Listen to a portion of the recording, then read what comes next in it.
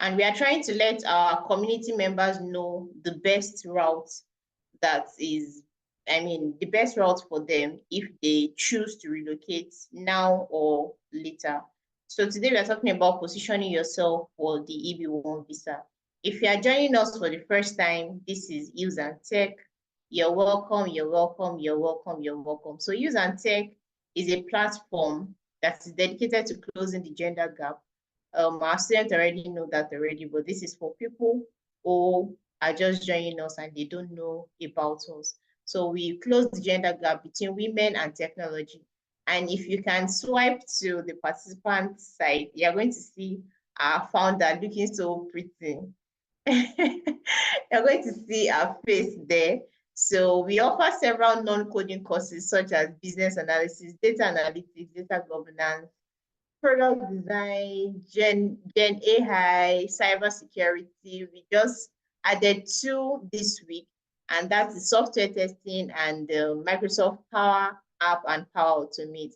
So a little about our founder. Her name is Bisola Alabi, and then she started her career 10 years ago, and she never touched the line of code, and witnessed the gap between women and technology. She watched families lose their jobs to digitalization and decided to do something about it in 2020. So since 2020 up till now, we have been doing this, and we are grateful for the success that we've been able to achieve, because the result has been very phenomenal, and therefore we are committed to doing more. We recently also expanded our reach. We also went for young girls, and as we're talking about adults, we're also talking to young children, young girls that are still in secondary school. So we are fully online. So many people ask us if our classes are physical. No, they're fully online, and this has helped us to train from over 25 countries. So this has been possible by the virtue of hands-on training and quality of facilitators that we have, because they help our students to get value and also monitor them during interview sessions. Amazingly, we have trained students from various backgrounds. In fact, the recent background that we have more teachers, we have lawyers, and then we also have the medical people exploring our data analytics class. So by 2030, our aim is that we want to have trained 100 million African women through paid and free sessions such as this. So, of course, Bisola Alabi is also an author, and the book caters to young girls. So where our students work, we have them all over in big organizations, MTN, Travel Better, Sterling. We have them in Bolt, we have them in Accentral, we have them in several places, UBA, TD Bank, Lloyds, and the rest of them. So today we are talking about positioning yourself for the EB-1 visa by, and our guest is Elizabeth Lisa Kalu. So about our guests, so Elizabeth Kalu is a social entrepreneur and an innovator. She works as a senior innovation manager in the financial security sector, where she designs innovative tools and products to support wealth, building opportunities for low and moderate income individuals. She's also the founder of Beyond Borders Network, a platform that connects companies with African Black talent globally. So she's passionate about tackling poverty through innovation and economic growth initiatives. Prior to her current roles, Elizabeth designed and implemented innovative solutions on social impact in initiatives with a focus on education, digital access, youth and women empowerment in Nigeria. She's an alumnus of New York University School of Public Service, where she served in multiple leadership roles, including president of the African Graduate Students Association, chair of the Black Students Association, and vice president of the Wagner Students Association Executive Board.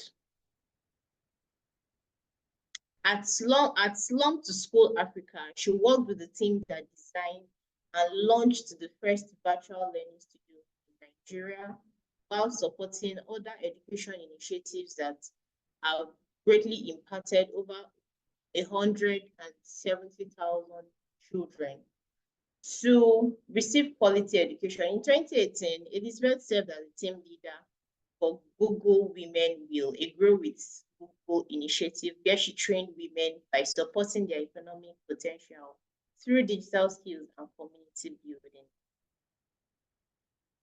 So, okay, so she's passionate about tackling poverty through quality education and economic growth.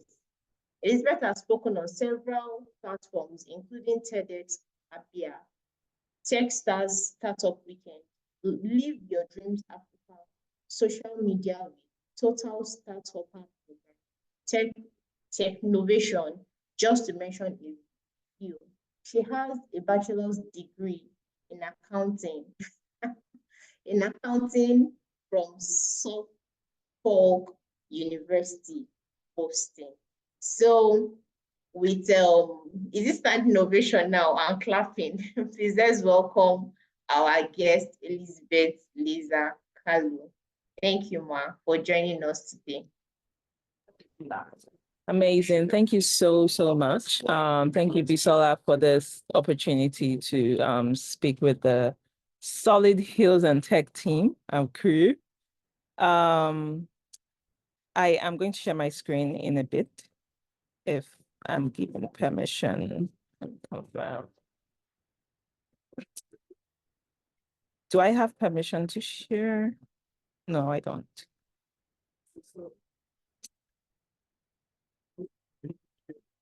Okay, you can share now. All right, awesome. All right, thank you everyone for this opportunity again. I look forward to sharing some insights about the EB-1 visa. And if you hear background noise, I'm really sorry because I'm in a cafe right now. Can you guys hear me okay? Can you hear me okay? Yes, please, we can. Yes, we can hear you.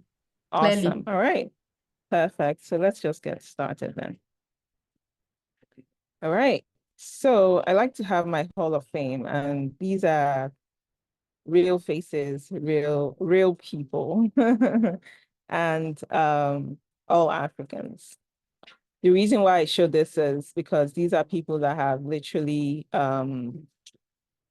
pushed beyond boundaries, saying, you know what, I deserve more, I desire more, and I'm going to get more. So whether it's from starting global businesses to studying abroad to getting the EB-1, EB-2 visas to obviously in order to give them more global opportunities, all of that stuff. These are people that I know and I'm really proud of their journeys.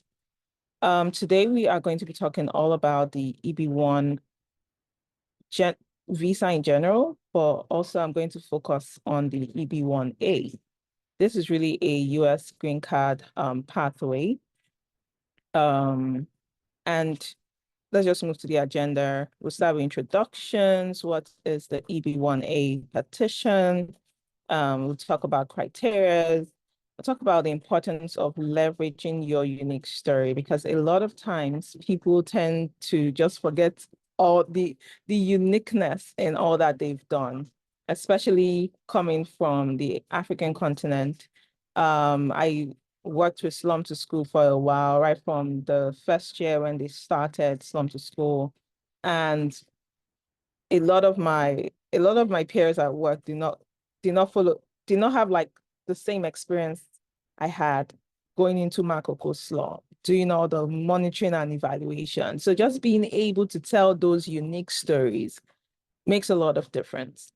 Then we'll just share a brief about like a case study. I'll be using myself today as a case study, and we'll conclude and I'll open it up for Q&A.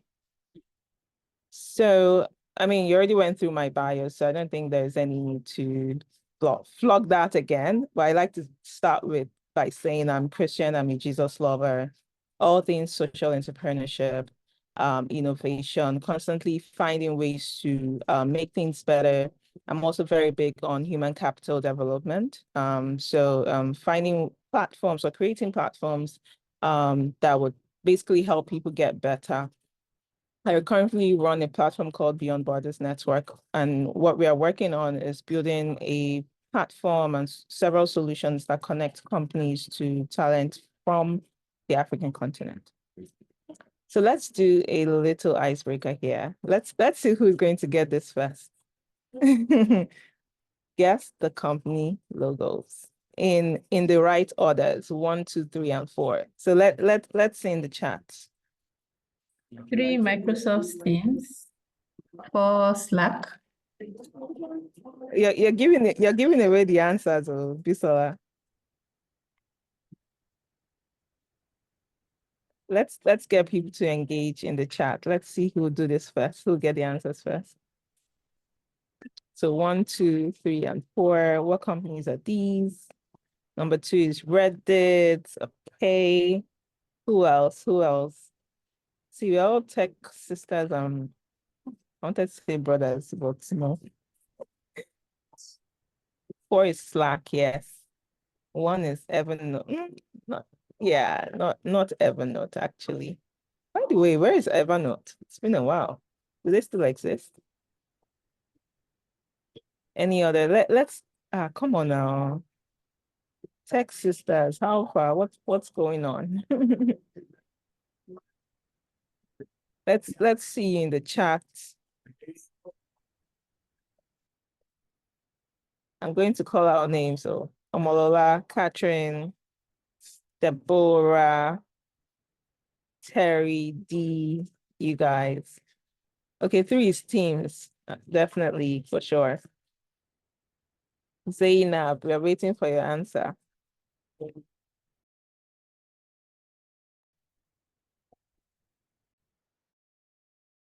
Okay, so I'm just going to go ahead and share the answers. The first one is SurveyMonkey.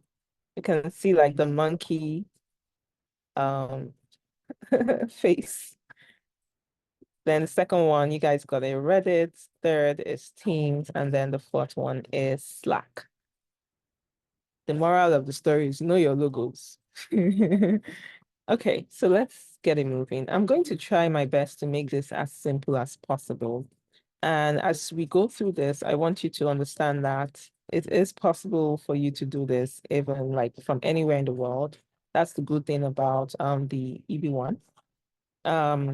So this is basically like if you go on the USCIS website, you see all sorts of categories that, in fact, every single time I'm learning about more.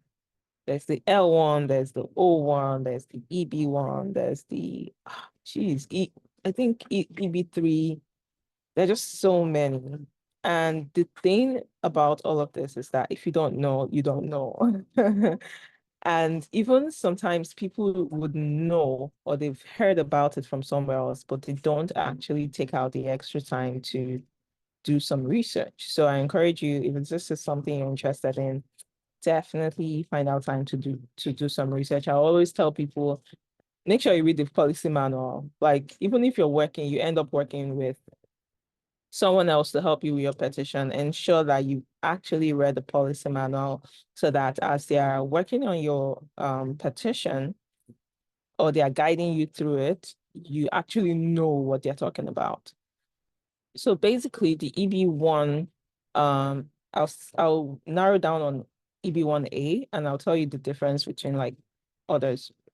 It's really designed for individuals with extraordinary abilities in the sciences, arts, education, business, or athletics, right? And when you hear extraordinary abilities, don't think it has to be the, who do I use now? Let's use Brother Mark, the Mark Zuckerberg or Elon Musk Elon Musk. level. Yeah. I don't think you have to be as loud as our brother, I wanted to say our brother, our Uncle Trump. No, you don't have to be as loud as or all over the news.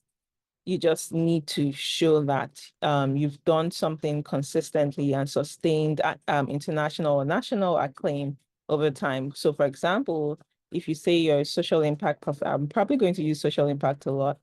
If you say you're a social impact professional and you've done it for 5 years or 7 years, you need to show that consistent. You need to have your receipts, basically.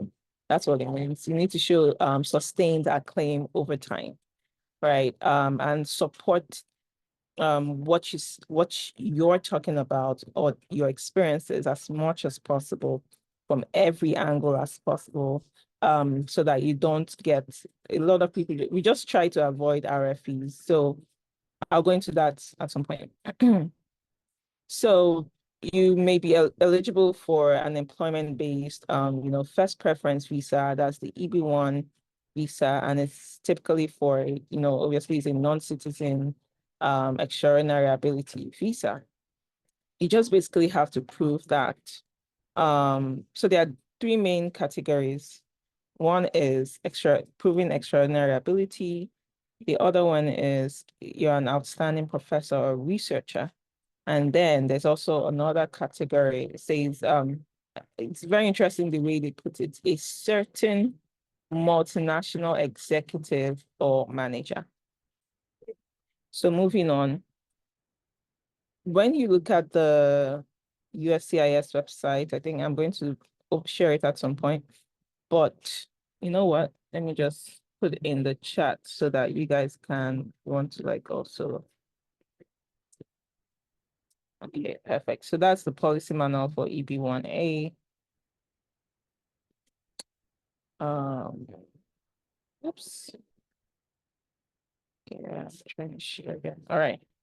So the good thing about this is that you don't have to have a job to apply. You know, like how, for example, if you want to go to, I mean, there are some visas that require you to actually have a job before you apply. But this one, the good thing about this is you don't have to have a job. Also, same applies to EB-2 for those that have heard about EB-2. EB-2, obviously, if you already have a master's, you can apply for that. But the reason why, these are some of the reasons that we have. I mean, I would always encourage people to look at EB-1, especially if you've done a lot of things in your career, right? So the good thing about this is that, unlike other employment-based visas, you don't have to have, this does not require any form of labor certification process. I remember when my employer was doing the H-1B for me, obviously that required like labor certification and all of that. But this one doesn't. Then the next good thing about this is that you can self-petition for yourself. Like once you understand the process, you can just sit down and say, you know what, I'm doing this for myself, for my future kids or my existing kids, and I'm going to just sit down and work on it. I don't know, for those that want, today one of my friends was asking me, Liza, what's the fastest you've ever done like for this petition?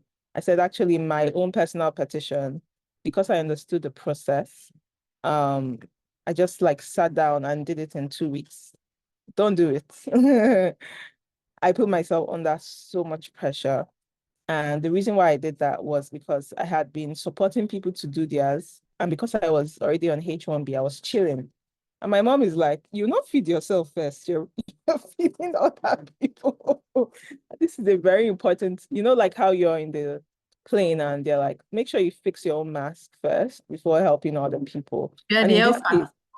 case, do you understand? And in this case, it actually made sense because for a lot of people in my circle, we're like, see, we're going to do this before Oga Trump comes in because you don't know what's going to happen next. That's just the reality. The guy can switch up on anybody. But anyways, and the other good thing is that compared to the EB-2 visa, if you search online, you see that the EB-2, even if you get approved today, you still have a long line waiting before you get the actual green card. But with the EB-1, it's more current, right? So it's way faster. There's no long line waiting. You can get approved today. And depending on how fast you are with the next step after like that approval is for you to submit like an adjustment of status, which, it's not a long process. Once you do that, typically from the experience, some people have gotten responses in like 1 month. You get a response to do your biometrics, and between 1 to 3 months or so, you get your green card. Even though I heard some other people have waited up to like 6 months. It just depends, but you get it within a reasonable time. So why should you consider this at all? Even just being here in the US, I didn't just up and go. I thought about it. I planned for it to a good extent. And I thought about like the multiplier effect it would have in my life, in different aspects of my life, my family, and also for the other things that God has called me to do. There is a reason that let's not maybe we shouldn't go biblical right now, because we know the advantages Paul had. If you read the scriptures or you're a Christian, he had several advantages because of his dual citizenship. So for me, like, I'm also thinking about it from that lens. If I want to, if you're someone that is, let's say, oh, I'm called to the nations, amen, but you don't have your international passport, that's an error. Do you understand? But anyways, so this really just gives you several advantages from, global positioning. Obviously, people would argue that you can do this from Nigeria. Of course you can. You can do anything from anywhere. But when they say, oh, we're giving $500,000 to a black startup, for instance, and you have to have a green card, that immediately disqualifies you. Do you get? So doing this just gives you the advantage. There are some people that did this and they're like, see, Liza, I don't want to join people in America. I just want to be in my Nigeria. And they were just able to alternate, right, back and forth, which, totally works for some people. So it also opens you up to, like, global networks, global perspectives, and global access, like I mentioned. So let's dig deeper into the criteria.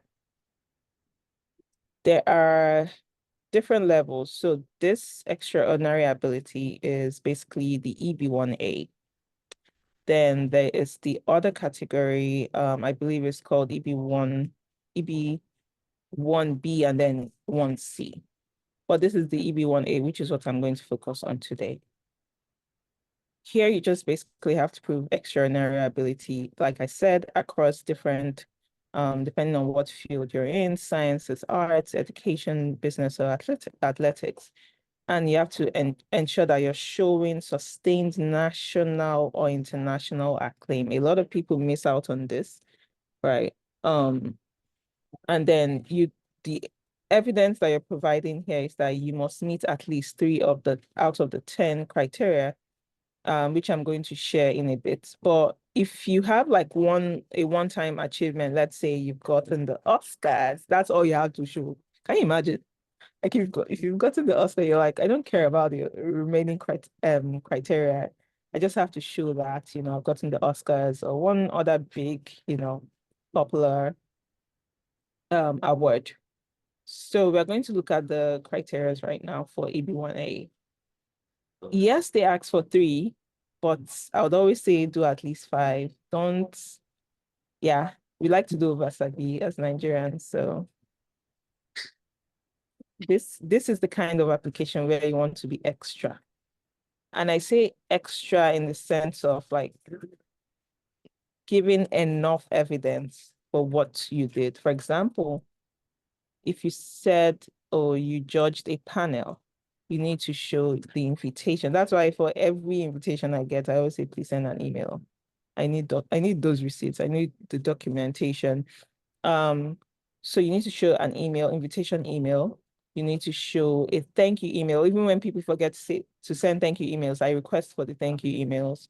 So you need to show thank you email. If you have like a flyer to back it up, also have that. If it was, let's say, published, that particular event was published in the news, please back it up as well. If they gave you a certification from that particular event, please back it up as well. That's how, detailed you have to get. Okay, so let's look at the criteria. Like I mentioned, you have to meet 3 out of 10, but I would say don't do only 3. Try and meet at least 5. Even if it takes you like an extra 2 months to get the 5th one, just do it. So the first one here is evidence of receipt of lesser nationally or internationally recognized prizes or awards for excellence. I'm going to also like share some of the things that I used personally so that you can also get some more context. So this is one of the criteria. The second one is evidence of your membership in association. So I must pause here and say, see, this is not just any form of membership where they just packed everybody like sardine. No, no. They said in the field which demand outstanding achievements of their members. So in a lot of cases, you probably should have been maybe invited to be a member. You have to be able to prove the caliber of people that are members in the association. These USCIS officers are funny because this is one of the criteria where they give a lot of people RFEs. I'm not even sure why, but they make it like really tight for people. But yeah. The next one is evidence that you have been asked to judge the work of others, either individually or on a panel. So let's say you are invited to judge a competition, a startup entrepreneurship competition. You can definitely add it here. And you just have to prove, again, going back to context and evidence, you have to just prove that, this is a credible platform. It's aligned to your field. So yes, talking about field, you can't just say, oh, I received an award in agriculture, and then the next work that you judged is in fashion. It's not gonna work. It has to be consistent over like your story must be consistent. That's why it's very important that you take out and think about your story. The field, like someone like me, I've had actually had like multiple I have multiple different experiences. I've worked in fashion, I have a marketing background, but the story I wanted to tell was very clear: social impact and innovation. Like I wasn't shifting from it. The awards that I used, social innovation award, I had gotten other awards, but I'm like, see, I'm going to be like, I didn't want any form of RFE at all. An RFE just means request for further evidence. I didn't want anyone to request for any further evidence. I just needed something straightforward. So let's move forward. Oops, trying to drag this to the side now. Maybe I should minimize it. Okay, perfect. All right, so the other one is evidence of your original scientific, scholarly, or artistic, athletic, or business-related contributions of major significance to the field. Major significance to the field. So this one is also another tricky one where they tend to give people RFEs on. Like I've seen someone that, the work that he did, you just be like, see, compared to the rest of us, we are not there. But they still gave him a RFE and eventually denied him. So I know that like this membership, original one, I'm not saying that you shouldn't do, if you have evidence, ensure that you back it up very, very well. I've seen a lot of RFEs on this, but not to scare anyone. Let's just move forward. Evidence of your authorship of scholarly articles in professional major trade publications or other major media. For example, if you've written articles in your field and maybe published it, let's say you're in the agriculture space, you published in an agriculture related publication, so major trade publication or other major media, or let's say you published it in This Day. You can, thankfully, This Day is like one of the top ones in Nigeria, for example. You can definitely prove that, the platform is a credible one. This article is related to your field and give some more context about it. So we've reviewed 5 of those, and the next one is evidence that your work has been displayed at artistic exhibitions or showcases. So I know someone that did like some fashion shows because she was in fashion space. So this is what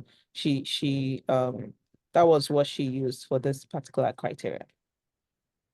Then the next one is evidence of your performance of a leading or critical role in distinguished organizations. So if you have a leading role in a critical organization that you can definitely back up, right? Then use this. This is like one low-hanging fruit for, a lot of people that work. Can prove that, this is what my organization does. If you have like any additional information, if your organization has been in the news, also back that up to show how credible they are and how important your position is in that organization. Okay, so moving on, I'm just going to run through this and then we can break it down further. The next one is evidence that you command a high salary or other significantly higher salary in relation to others in the field. So this is in relation to others in the field. So for example, if you say you are a project manager in, or let's say an associate in an investing firm, you need to back this up. An investment firm based in Morocco, you need to back it up within that context and compare to others in your field, right? For this, you need to back it up with enough evidence from other websites, right? So for here, I used platforms like ZipRecruiter, Glassdoor. You can check some of all those websites. If you have other like articles to back it up, then you just need to show that evidence that you earn higher compared to other people in your field. Then the next one is published material about the person in professional or major trade publications in other major media relating to the person's work in the field of the classification that you sought. So this means that they have to write about your work, right? So for example, you've set up a school somewhere in Ibadan, and that's the field that you're focusing on is in education. You definitely want to show proof that your work has been on some major media or other major media, right? Some major trade publications or other major media. So this could mean a platform like even Guardian, for instance, or what are some other ones I'm just trying to bring you local so that you can see that it doesn't have to be Forbes, right? Yeah, then you just have to back it up that they were actually talking about your work. So it could be an interview, it could just be a feature. And honestly, this is one of like the lowest hanging fruit criteria that you can use. The other thing is you also need to back this up saying that the platform that you were featured on is categorized as some form of major media. So you need to look for another article showing, for instance, that Guardian Nigeria is one of the top newspapers in Nigeria specifically. If you did Bella Nigeria is like you need to show that evidence of the ranking.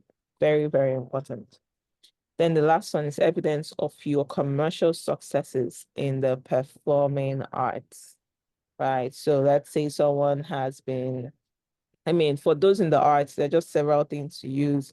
If someone has, let's say, produced a Netflix movie and, they can show that evidence. Like a lot of people, celebrities in Nigeria, if they decide to move, like they can literally, or content creators, they can tap into the EB-1 for sure.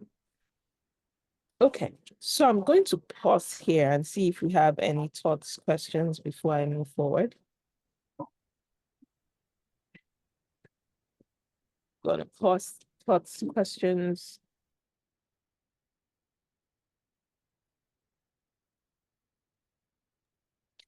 Okay.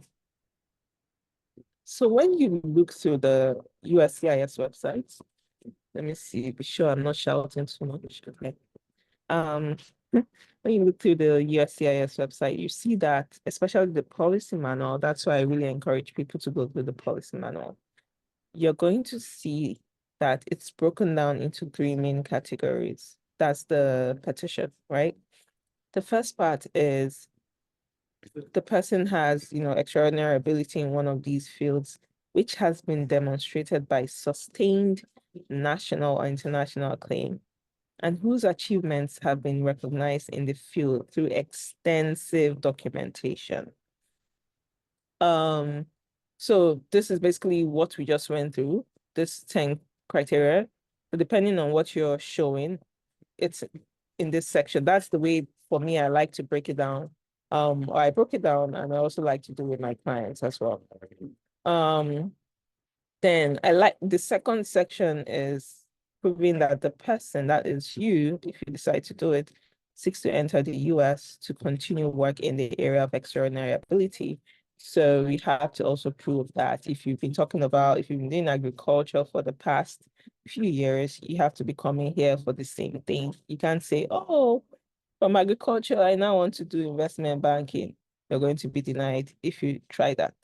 So I would even say for the EB-1, try not to be over creative, and I'll tell you why. But just ensure that you back up what you've done over time very, very well.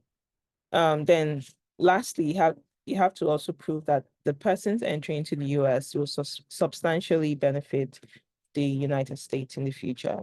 This part can be tricky, but you can also, like, if let's say a lot of the work that you do, or you've added, let's use a product manager, for instance. You're a product manager, you can prove that, over time you've been a product manager and you've built XYZ kind of products that have benefited maybe the Nigerian economy, and show that you're also planning to continue the work.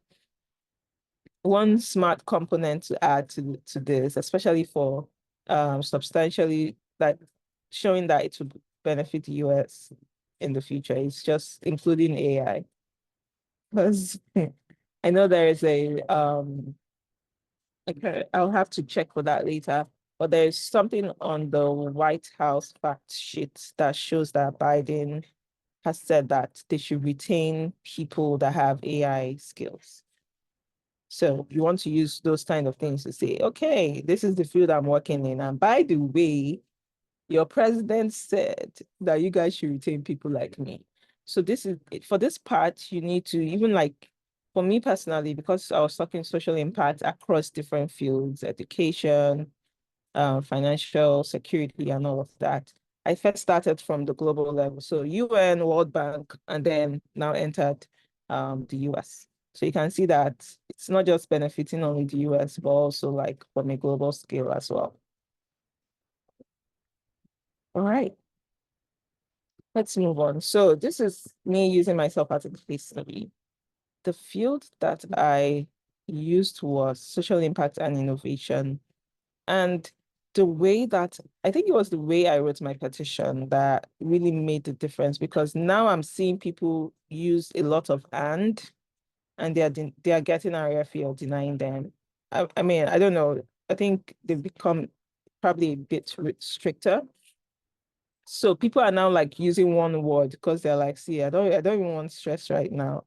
I've seen people let me even use my own as an example. They just put social impact innovation there, just like that, so that they don't put the and. Because people start putting a lot of ands, and they start putting ands with things that didn't exactly match up.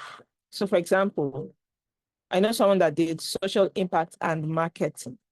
You've confused me already. Do you get? Obviously, that's what they've been doing over time. But when you're talking marketing, you're talking something entirely different. It's probably different if you say social impact marketing, but there's that. You can prove that you've done, let's say, inclusive marketing for a while, right? But we have to be very, very careful with the field. Whatever field you choose, if they RFE someone on that field, they will I've seen this pattern happen, that if they give someone an RFE for the field, they RFE for all the categories, which doesn't make sense to me, right? But we just have to be very careful. So tell the same story all through. So for me, these are some of the things that I used. Evidence of my performance of critical role. Again, see, you don't have to be working for one international big Google, Facebook. Here I put Slum to School and really backed it up so well. I had recommendation letters from the founder, I used Innovation Growth Hub. So Innovation Growth Hub, that's where I worked on projects with Facebook and Google while I was in Nigeria. So I was able to back it up, showing the impact of that work. Then the place where I currently work at, Commonwealth, showed the significance of that company to the US. Some of the things that we've done are very, very big for the US government. So I backed that up very well and showed the importance of my role. So you're showing what the company does, right? The importance to maybe the economy, and then also how critical your role is in that organization. Very, very important. You can't just say, oh, I'm a product manager. Why? You have to show how critical that role is, how it really helps move the conversation forward. Then for this one, evidence of internationally recognized prizes or nationally recognized prizes. Again, remember I mentioned that I wanted to go very niche, right? Talk about like everything social innovation. I had other awards, but I'll then tell you how to do that. So I used my NYU Social Innovation Award. The other one was like my NYU Ellen Shaw Award as well, and backed up like this. So another thing I did was, obviously not everybody give awards. I was able to prove that I was one of out of the 6 people that they gave this award in my entire cohort of 3,000 people. So you see, like, that's an entirely different story versus saying, oh, I got an award. Well, okay, did 20 other people or 50 other people get that same award? So you just have to be able to prove that, hey, they normally get thousands of applications, and they gave me, I was one of the few people that they gave, and this is why see, this petition, you must brag. You have to brag. Aish, you have to really brag about what you've done, even the smallest things, literally. But anyways, yeah, so these were the 2 main ones I used. Then because I had other awards that were not necessarily social impact related, I put them under a different section saying, oh, by the way, because of the wonderful work I've done over the past few years, these are other extensive recognitions I've gotten. So those could be like certificates of leadership for your leadership, award for this, that is not exactly related to my field. So don't put it as your main evidence. Just say, oh, all that extensive, recognition, or like, for example, those that have spoken on panels. Let's just go to that next. You can, this specific criteria requires that you have judged the work of other people, right? So doesn't mean you should have spoken on several platforms. Judge the work of other people. So for me, I used like a pitch competition where I was a judge, Technovation Challenge Nigeria. And then I now put a section for so I actually put a different section for YALI. Obviously it was started by under Obama's reign. So I really talked a lot about that. Then I had another section that showed like my other speaking engagements, other emphasis on that. Then, okay, I think I did, there was like a 6th criteria, salary. Yeah, I remember. So evidence of published material about me. These are the platforms that I used. I just focused on that. I know I was initially planning to do like some more, to just pack a lot of evidence. I'm like, see, no, I'm going to focus on these ones, pack them up very well. Thankfully, like, I didn't just like, don't just do maybe one community newspaper. No, it's not going to, you need to back it up, showing that these are reputable platforms in your field or in your country. Then evidence of Elizabeth's authorship of scholarly articles. So I just honestly focused on just one, if I remember correctly. But yeah, this was like the main star for this category. Last year, my friend and I, we did like this research where we surveyed and spoke to a couple of some women in Nigeria all about like this understanding the financial stability of women in Nigeria, which is also connected to some of the work that I'm currently doing right now. So yeah, that's what I did. I published it both on Inclusion Times. And so if you do stuff like in the social impact space, Inclusion Times is definitely a platform you should look at. But I didn't just post it only on Inclusion Times. I also posted it on Medium and talked about how Medium is like one of the top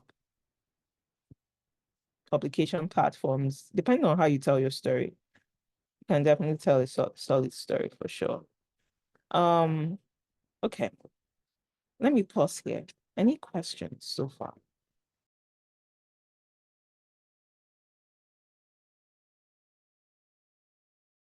My question is for those in the corporate space. You seem to have like a rich experience, in the social innovation.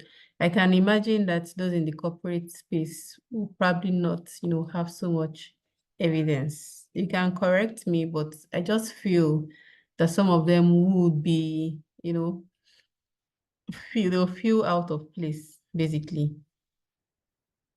That's my question. Yes. So yeah. So those in the corporate space that have not really done anything for like during their career, because I'm in corporate. That's just the truth. All these places that I mentioned, I've worked in them, in those organizations. But if let's say you've been working in a place for 20 years, you've not made any effort to do anything at all. They talk about doing this extra project that could boost your work. You don't get involved, then it becomes difficult. Do you get? But there are actually a good number of people in the corporate space that can prove several things. They're probably engaged in other activities at work. They've gotten awards. They are engaged outside of work. That's why, when you're in the corporate space, it's very important that you're building your brand, or very, very key. That's discussion for another day. But some of them have been featured, or if you've done really credible work, like I said, this media one is low-hanging fruit. To be honest, you can improve your work in different ways, show the work, the impact of your work.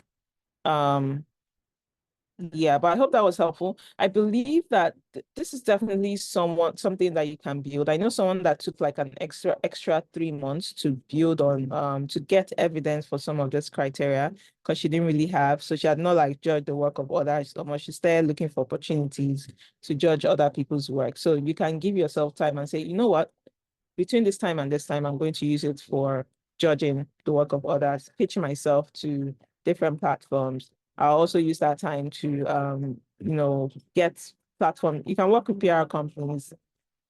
This is like one of the lowest hanging fruits. During that time, you can also decide to write articles. One other low hanging fruit is, a lot of people might not really consider is, how LinkedIn, you have like the top voice thing. When you contribute to, was it 3 articles? Can't remember. Yeah, so if you contribute to about 3 articles in your field, let's say, again, using social impact or innovation, guess what? LinkedIn sends you an email, and you can use that email. Once you become a top voice, they send you an email. You can use that email to say, oh, LinkedIn is one of the top platforms. Again, storytelling is really the key here. One of the top professional platforms in the world, if not the top. And they actually named me a top voice, So yeah. Let me see. I think it's also in the chat. Does EB-1A have a specific duration for application? Application is always ongoing. Yeah, so application for all of them is always ongoing. There's no duration. But if you're talking about what's this thing called? So when you apply, right, there are different categories. No, there are different options to apply. So one is like normal route, where that one can take up to 1 year for you to get a response. And then there's also like premium processing, where you hear back in, I believe, 15 days or less, right? So in 15 days or less, you know your fate. Did this still work or not? Let me know what I'm doing. Yeah, so those are the 2 options for that. But in terms of duration for application, like and people can apply anytime they're ready. So there's an ongoing thing. And also, like, the reason why I would also reading through the USCIS website is important. While I can even tell you, oh, this is the fee as of today, tomorrow, that's the fee. The USCIS fees can change. Like recently, they've added like asylum fees. And like, what is this? This does not even make sense. So you have to constantly ensure that you're submitting the right fees. Okay. So when it comes to like, I like to do, and it's something I do like when you're even, I would even recommend doing when you're applying for opportunities, applying for jobs, just do like this whole story mapping process where, sometimes you've done stuff, you've done good work, but things are just scattered everywhere, right? So it's very important that you start bringing everything together and start asking yourself, what really is my story here? Understanding your narrative makes a lot of difference when you're doing interviews. So for me, for example, while I was still at NYU, one of my goals was to get multiple job offers before I graduated. I ended up getting 4, and I think the thing that really made the difference for me is understanding my narrative and my story, what I bring to the table, and being able to communicate it very, very well. Um, Even when they ask you things that's like, tell me about yourself, walk me through your resume. You want to stand out. I'm not just telling you I did this and did that. No, I'm bringing in the spice, my unique story. I'm telling you that I'm not just a Nigerian or African in the US. I'm a global citizen. I have a different perspective. I've had the unique opportunity of living, working, and studying in Nigeria, Senegal, in the US. I'll tell that story.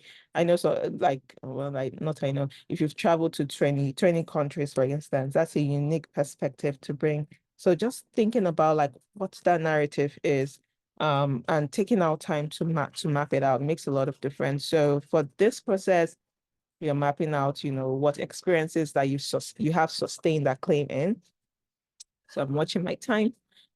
Skills, words, recommendation letters to back up what you've done, key projects that you can really showcase, extensive volunteer work. So what I did with Slum to School was all volunteer, but it just had sustained that claim. See, you have to be smart. I moved it from, so thankfully, while at Slum to School, I was part of their management support team twice, within like 2 years, right? So I had evidence for that, and I was able to say, you know what, I've done this, and I was like part of the management support team. And thankfully, in the email, the letter they sent to us, they showed that it wasn't just anyone that could be part of that MST team. So I moved my Slum to School from volunteer part to like my main work experience. You just have to be smart about these things. I mean, I've worked with them since 2012. Why not? That's a whole work experience. You get it. So then speaking engagements, media, like just have a whole, take this is a whole project. So take it as a project where you're listing what your main narrative is, your main story, your main field, and then break it down into the different criteria. So this is where I want to tell you about like some of the things I offer, even though like I have to rush to a meeting in a bit, in case you're looking for more services. I can drop this in the chat. We offer different services that you can really tap into. That you can tap into today. Oh, sorry. Yeah, so we offer different services that you can really tap into. There are just some people that are like, hey, Liza, I just want to do self-petition, but can you help me review my work? I'm like, yeah, sure, we have something for you. And I work with a very smart team. I remember bringing one of my friends on board. I do really good editing. I don't think I really do well with that. But this guy is like extra. He's like, no. And we're going back and forth arguing. It's like, Liza, but you have to think about it from this perspective. Did it. I'm like, oh God, how far? But yeah, I have a very, very smart team that works on this. And our goal is to ensure that as much as possible, we help you put out the best application out there, and we back it up with prayer. Hello. That's another discussion because a USCIS officer can just see that you have everything complete and fling your work. Literally, you've heard all sorts of stories, so you better get your spiritual, whatever you have, on point. But yeah, I'm going to pause here and let me see. So for someone who has gotten multiple recommendations and awards in corporate conduct, oh, of course, yes, absolutely. Yes, please love it. Definitely. For someone who's in corporate and has established an educational institution in Nigeria where the kids have demonstrated outstanding performance, can that count since the job role is in finance? So can you explain this better? So the person works in finance or has established an educational institution in Nigeria. Is that what the story is? If you don't mind coming off mute. Okay. Yeah, so I think it depends. If finance is the space where you have gotten sustained acclaim, I would say focus on that. If you're looking to tell another story that is more like, let's say, social impact related or education related, then that's where you now bring in this institution. But if like there's some people that just desperately want to say, hey, I've done this great stuff, what even though it's not part of my field professionally, how can I really bring it in? So I would say focus on the finance part, but also there are ways that you can also say, oh, outside of work, this is something I've also done. And this is why you need to let me in because I have value to offer. There are ways to tell those stories. When you say education, do you mean like teaching? Outstanding teaching, yes. And I'll say outstanding because I mean, if you meet a good number of like the criteria, see, you need to dig into the education space in the US. People tend to look down on it. So if you have a school, I feel like you have different pathways. You can come from the entrepreneurial lens, or you can go through the like just focus on your career, depending on where you have more evidence. But yeah, I mean like teaching, but you can't just say, okay, I just teach a class. Um, you have to have enough evidence to back up like the different criteria.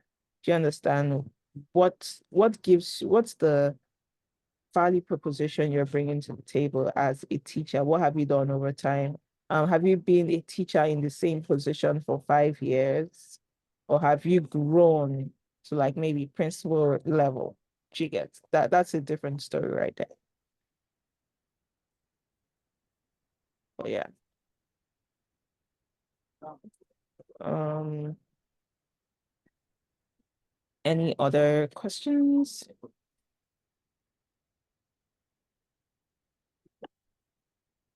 You're welcome. Please ask your questions. Let's see. I'm a banker and transitioning into tech. So this transition part, how long have you been a banker for? And again, I think I'll still go back to the point of ensuring that whatever field, you may have done multiple things, right? Whatever field you're focusing on, you have to sustain that claim. You have to show evidence in that field. So I need to know more. A banker, what have you done? How long have you worked in banking? Good. So I mean that you can show that sustain that claim right there. But while you were a banker, did you get any form of awards? Are there like any of the other criteria that you currently meet or that you can at least get based on your banking story?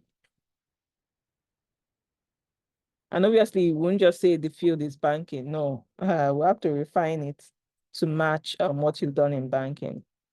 Like, I know someone that they want, I think for some time they've been doing in banking, they've been focusing on SMEs. I know SMEs, that's like a whole niche in the finance sector. So you can tell a story around that.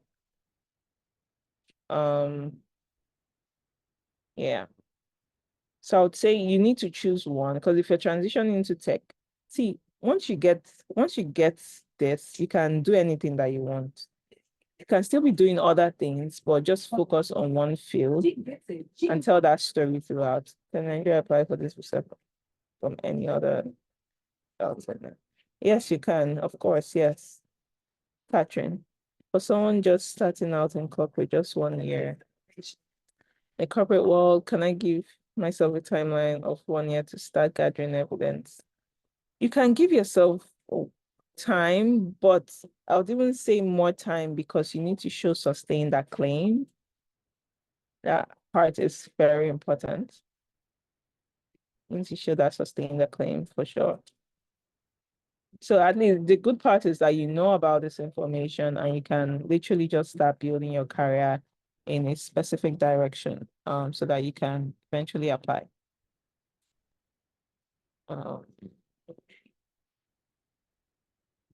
So it really depends, I would say I mean, people have showed different things, but on average, what I've seen is around like, I've seen 7 years for the most part. But I can find out more information for you to just see if someone, let's say, has like 3 years and has applied, but a good number of the people I've worked with is around like maybe 5, 7 years and above. Yeah. I can find out more information and I'll reach out to Bisola to share. Bank of Nigeria, I say for international. Yeah, let me see that one, international. Oh, you have a high chance there. You know, this anti-fraud thing is very big in the US as well. So that can be your focus, showing that, I mean, 9 years of experience, that's a solid one for sure. I work in international arbitration centers and management staff. I run an events planning firm. I have a project manager. And also trying to get to. Yeah.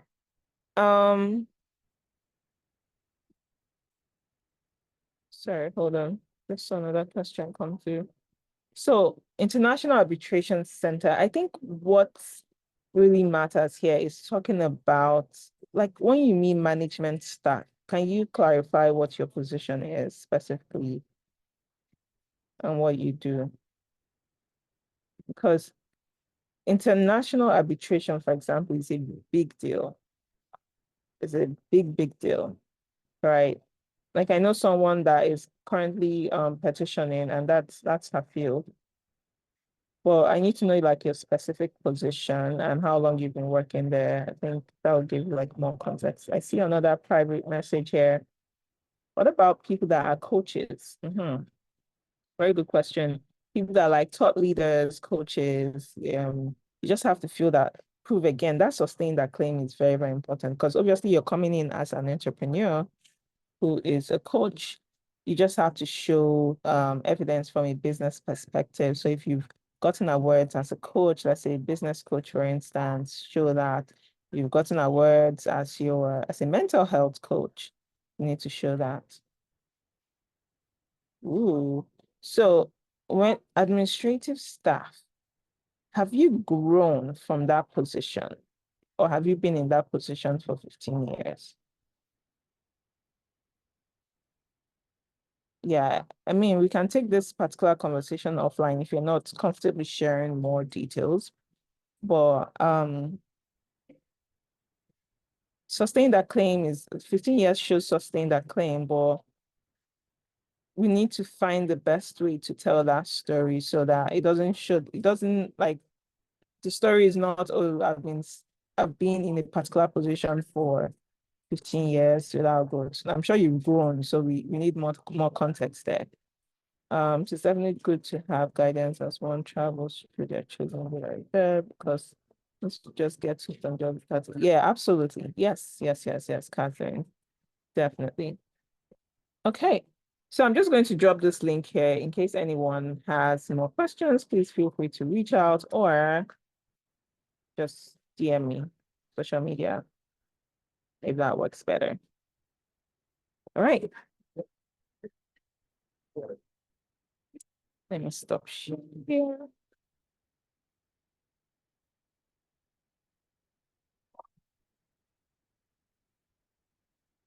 Okay, so how's everyone feeling? Good? Yes, no, maybe.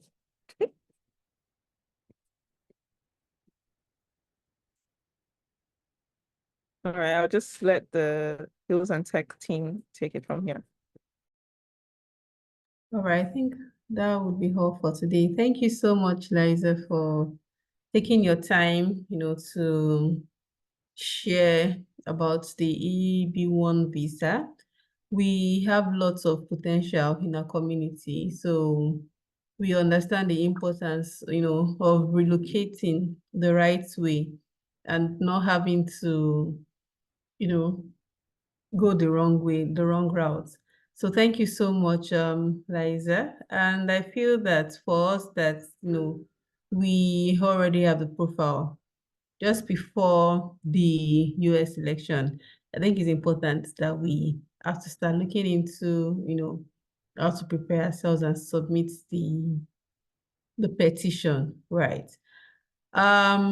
So what I know, I'm not sure Liza mentioned it, but so there are different pathways to getting the US green card. There's the EB-1A, there's the EB-2. So the EB-2 has been, quite popular for some time, but as soon as people get, approved, there's a long wait list. It takes for some people 2 years, for some people 3 years. So I don't really see the point, which was why I emphasized on the EB-1A visa. The EB-1A visa is a bit stricter, but with the way Liza explained it, it looks like it's attainable for a lot of us here.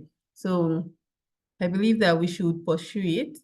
That's number one. Then number two, for those of us who are starting our career, it's also important that we are very intentional about what we do and how we play the game. For instance, you don't want to, there's some career paths you shouldn't, you should not, find yourself. For instance, if you're in education, I think it's important that, you build a credible career in education or maybe social impact.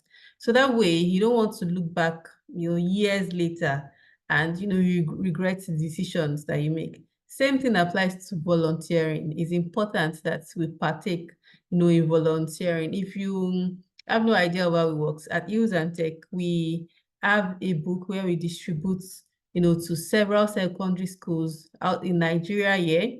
We also have in Ghana, we have a representative in Ghana, we have a representative in South Africa. These are people that are helping us distribute the book that I wrote.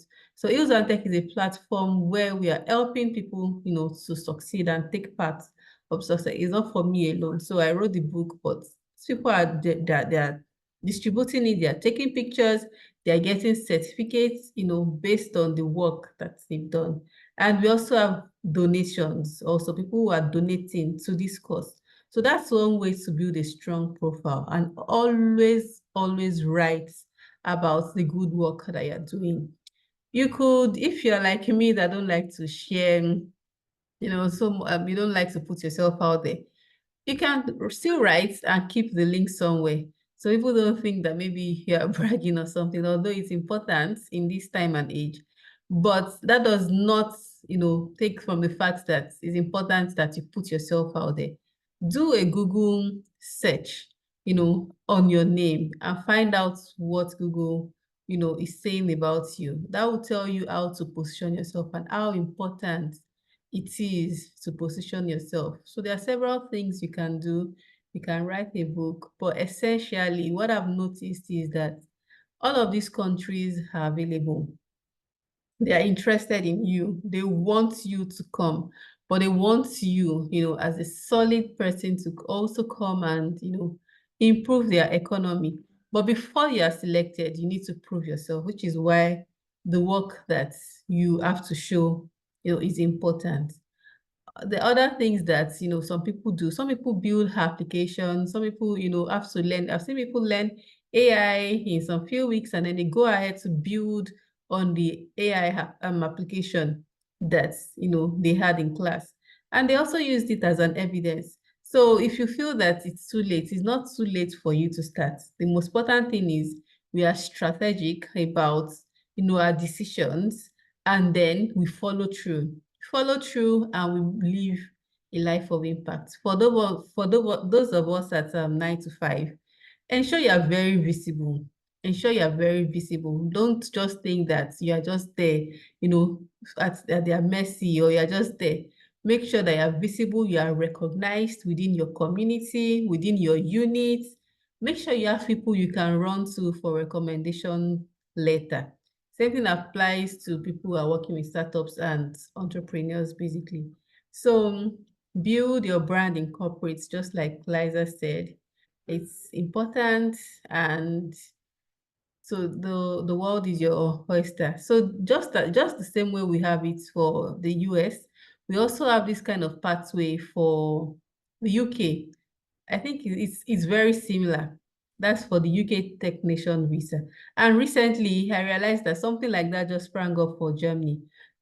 Countries are opening doors for entrepreneurs. There's no point going through care visa or demeaning kind of visas.